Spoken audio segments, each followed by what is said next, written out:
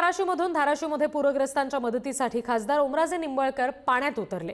पुरामध्ये अडकलेल्या आजी आणि नातवाला खासदार ओमराजेंनी बाहेर काढलं।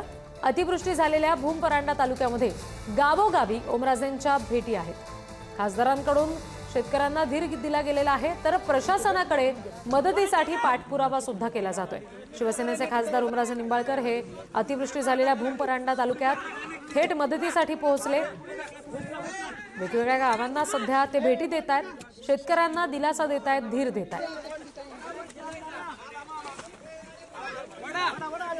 पुरामध्ये अडकलेल्या नागरिकांना बाहेर काढण्यासाठीचे एनडीआरएफ एसडीआरएफ कडून जे प्रयत्न सुरू आहेत, इतर स्थानिकांचे प्रयत्न सुरू आहेत, त्याच्यात स्वतः खासदार ओमराजे निंबाळकरांनी सुद्धा सहभाग घेतला। पुराच्या पाण्यातून अनेकांना सुखरूपपणे त्यांनी वाचवलं। हो हो हो मी आता आप्पासाहेब आता इथं काय झालं, ती बोटच बंद पडली होती त्यांची। कुठे गेले?